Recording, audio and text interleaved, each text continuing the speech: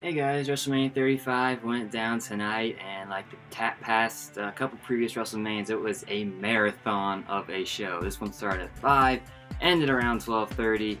It's now around 12:45. I gotta get up for work in about 6 hours, so let's just breeze through this. This is my WrestleMania 35 thoughts video. Top right into it. First match on the kickoff show, Tony Nese taking on Buddy Murphy for the Cruiserweight Championship. It was a really good match, really solid, a lot of good action, really exemplified what 205 Live has become ever since Triple H, I believe, took control over that show.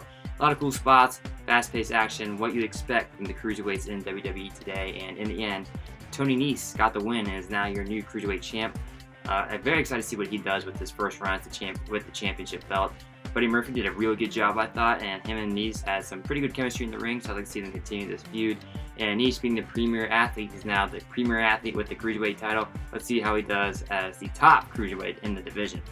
After that, it was the China Memorial Battle Royal, the women's Battle Royal that happens at WrestleMania on the kickoff show. Typical Battle Royal stuff, nothing too exciting here. In the end, though, Carmella got the win. She was hiding on the outside, looked like Sarah Logan won.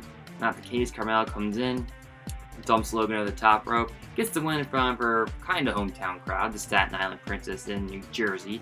So yeah, very nice way to have Carmella get that win in front of her hometown crowd. And yeah, that was pretty much it. That was pretty much all you can say about a Battle Royal. After that, it was the Raw Tag Team Championship match, the Revival defending their belts against the Broskies, Zack Ryder and Kurt Hawkins, the two former Edgehead proteges back in the day. And yeah, this match is okay. It's kind of what you see on Raw. Revival and Hawkins and Ryder did what they could following that Cruiserweight title match. I don't think anything could have passed that for the kickoff show. This match didn't get there, but it did have a very exciting moment. Kurt Hawkins finally ended his losing streak as him and Ryder did win the Raw Tag Team Championships over the Revival. As for the Revival, I don't know what they're going to do with them at this point. It's been rumored for months that they've been asking for their release, possibly go to AEW. But yeah, without them losing the title belts, it definitely frees them up from the tag team scene on Raw. The Raw tag team title scene is nowhere near as loaded as SmackDown's, and the fact that it was on the kickoff show and SmackDown's wasn't kind of exemplifies that. Plus, with the teams involved, Ryder and Hawkins versus the Revival, SmackDown's tag team division is loaded, so yeah, there's a bit of an imbalance there. I would not be surprised to see them try and merge these two belts later on down the road, but in the end, Ryder and Hawkins get the win. Hawkins' losing streak is over. After that, it was the Andre the Giant Memorial Battle Royal. The big headliners here were the Hardy Boys were in it, those two dudes from Saturday Night Live were in it, and Braun Strowman was in it. And in the end, as predicted, it came down to Strowman and those two Saturday Night Live guys. No surprise here, he tosses them out of the ring. Something that legit made me laugh was when one of them came to the ring in a Cleveland Browns OBJ jersey. I thought that was very funny. And yeah, in the end, Strowman tossed that guy out of the ring to win the Andre the Giant Memorial Battle Royal. After that, the main show started, and we were starting it off with a promo from Alexa Bliss, the host of WrestleMania. She introduced Hulk Hogan. That got the crowd fired up a little bit. A little controversial, as you may expect, with what Hogan said in the past, but he was there nonetheless.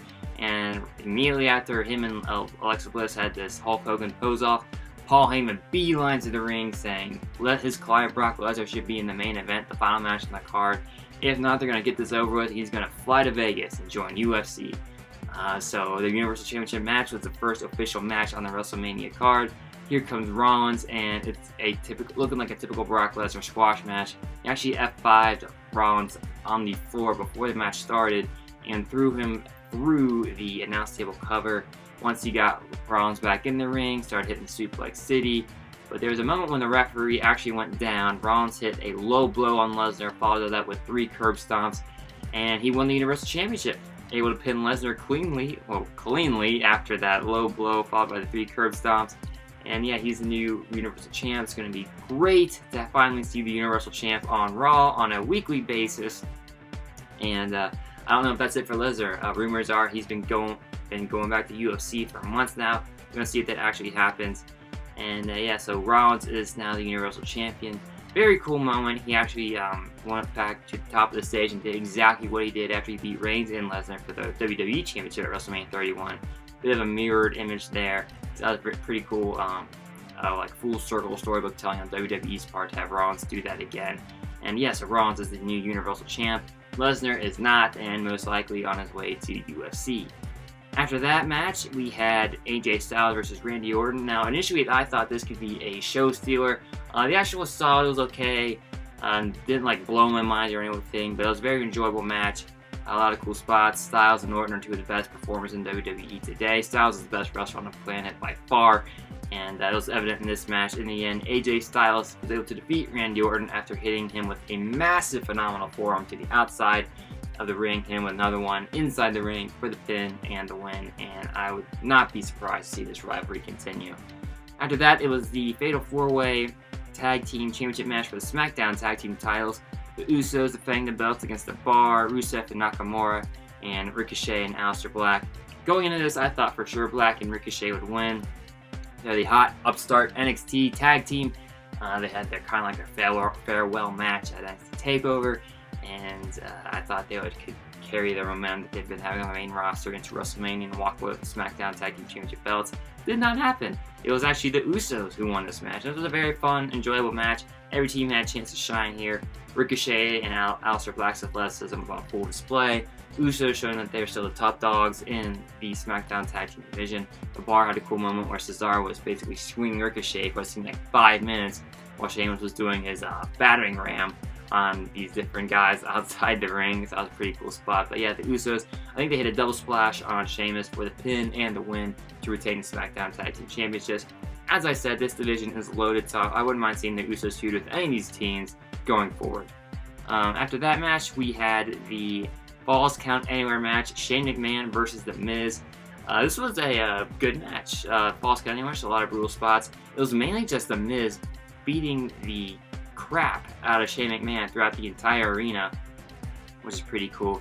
The ending, though, a little bit of a head scratcher. Didn't really give you that cathartic, satisfying ending that you wanted. So somehow Shane and Miz made their way to this big camera structure. So if you saw WrestleMania 17, what Undertaker chokeslammed Triple H off of, that's what they were on for this match. So they made this big camera structure. Miz goes for a superplex to The Miz off the structure. Very cool spot, but the landing had McMahon land on top of The Miz, and because this was Falls Count Anywhere, that's a pin. So the referee actually counted 1, 2, 3, and McMahon beats The Miz by landing on him after this massive superplex from a camera tower. So a bit of a weird ending, but the match itself was pretty entertaining, especially if you like seeing Shane McMahon get beat up and that cool spot at the end. But yeah, in the end, Shane McMahon beats The Miz, and this feud is far from over at this point. After that, we had the Women's Tag Team Championship Fatal 4-Way match. Bayley and Banks defend their belts against Tamina and Nia Jax, the Iconics, and the team of Natalya Neidhart and Beth Phoenix. I thought for sure that Bayley and Banks would retain. Not the case. Seeming to come from nowhere, the Iconics got the win. Very surprised, and actually pleasantly surprised. I like to see what the Iconics can do. They've come a long way since they made their main roster debut, since coming up from NXT.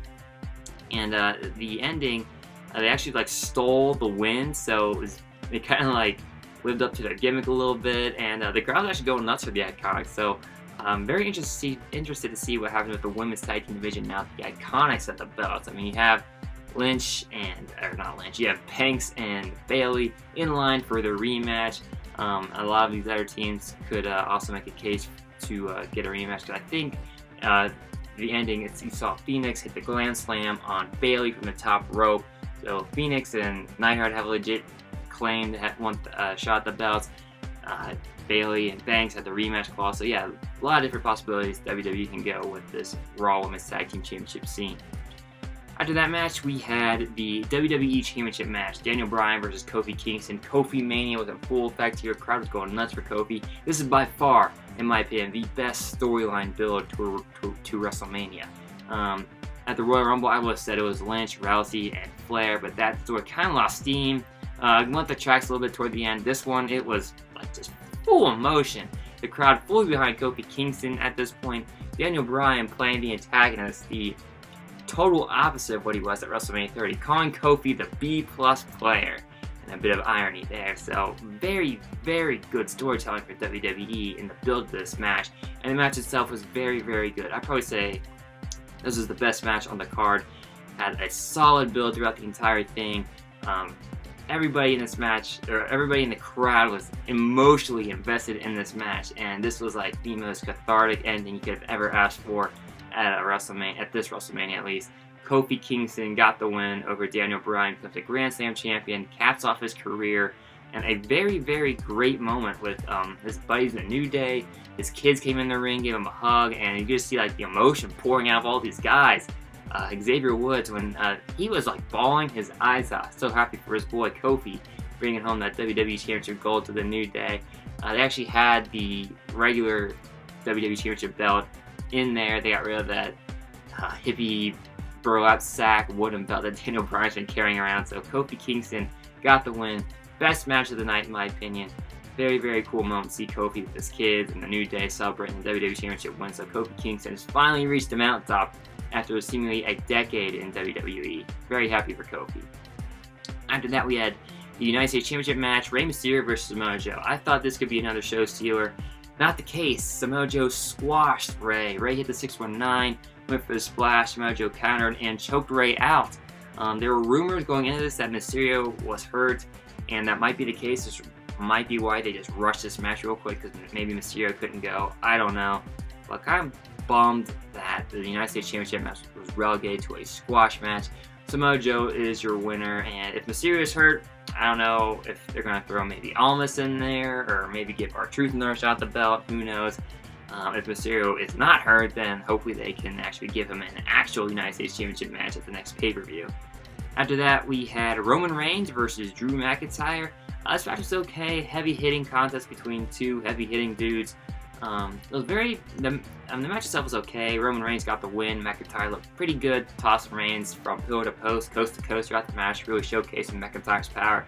But this was mainly just a focus on Roman Reigns' return to the ring, his first big match by himself. He made his pay-per-view return at the last pay-per-view with the Shield. This was just Reigns versus himself, and you could tell the win for him meant a lot.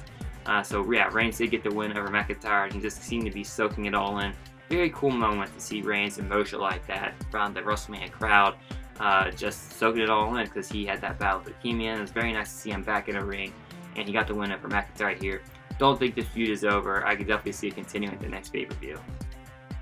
After that, we had a very cool segment. My favorite moment of the night, actually, like right behind Kofi Kingston winning the WWE Championship. This has got to be my next favorite moment. So Elias had this very cool segment. He's playing guitar in the ring.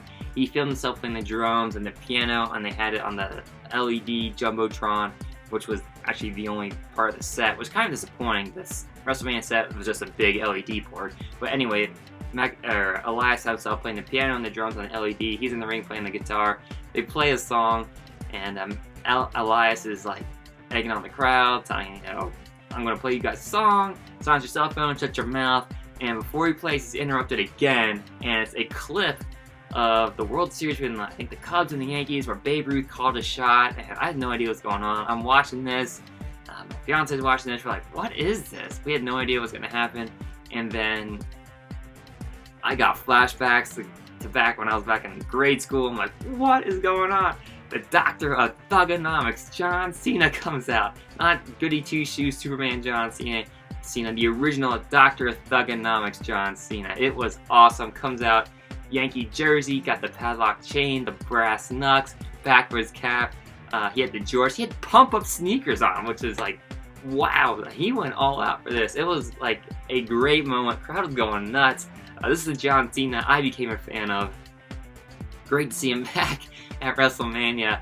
He was getting Cena chants. Like, this is the first time Cena's getting chants at WrestleMania, like pro Cena chants. It's WrestleMania 21, which is nuts. So yeah, he came out in his Dr. Thugonomics gimmick, freestyles on Elias, and hits him with, he made sure he did not say this is not an AA, this is an FU. He hits Elias with the FU. Crowd was going nuts.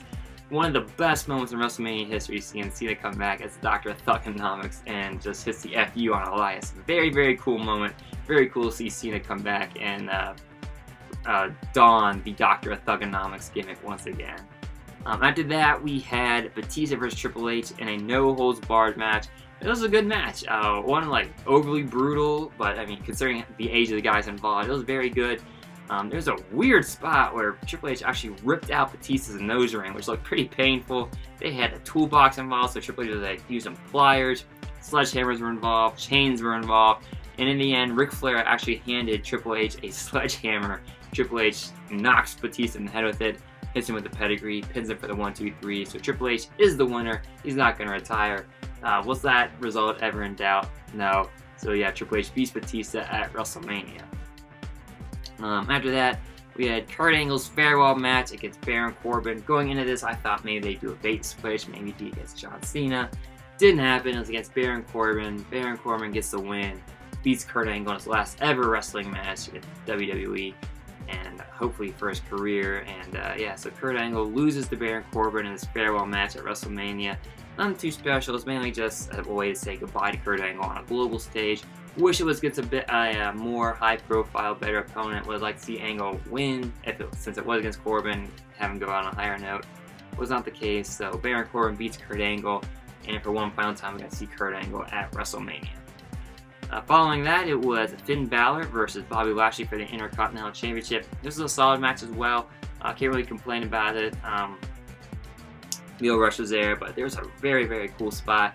Lashley speared Balor right off the apron, through the ropes. Gnarly looking spot, looked very painful. They were able to continue the match. Balor ends up powerbombing Bobby Lashley, which is very shocking and very cool to see, considering Lashley is so much bigger than Balor. Balor powerbombs Lashley, hits him with the coup de grace, pins him for the 1-2-3, and the Demon, Finn Balor, is your new Intercontinental Champion. I do not see this rivalry ending. I see it contending for at least one more pay-per-view, unless these guys are both involved in the Money in the Bank ladder match. After that, we had a dance break, and at this point, I don't know why we did the dance break.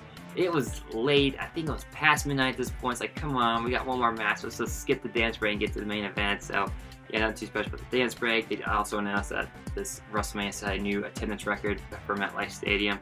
And we finally got to the main event. Charlotte Flair versus Ronda Rousey versus Becky Lynch. Both women's championships on the line, SmackDown and Raw. Both up for grabs. Flair arrived in a helicopter similar to what Ric Flair did back in the day. Ronda Rousey came out with Joan Jett and the Blackhearts performing her theme song, and then the man, Becky Lynch, came to the ring to a hero's welcome, and the match itself was really good. I enjoyed it. There were a lot of cool spots. They threw Flair was thrown through a table by Lynch and Rousey. Rousey took a hard bump on the floor. It looked very painful. So she had an arm bar on Flair hanging from the ropes. Lynch comes in, dropped kick Rousey through Flair's legs, and Rousey hits the side of the ring apron, and then hits the back of her neck and head on the floor. That looks so painful. A lot of other cool spots in this match. The ending though is what I was like, oh my god, for an emotional WrestleMania where you got a cathartic release. I mean, Lesnar's no longer the Universal Champ. Kofi Mania is running wild, and then if Lynch would just won this match, it would be perfect. I don't know if they botched the ending or if it was supposed to be like this.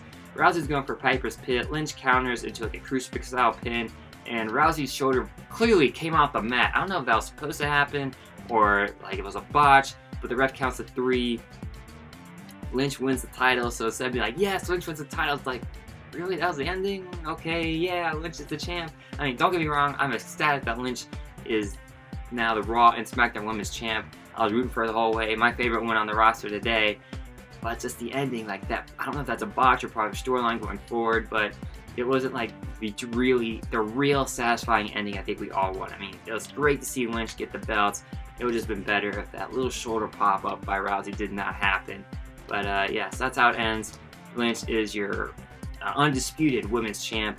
And yeah, that was WrestleMania 35 in a nutshell. Overall, a really good show. Not excellent, not bad, just a good show. Very enjoyable to watch. So kudos to WWE for pulling this off.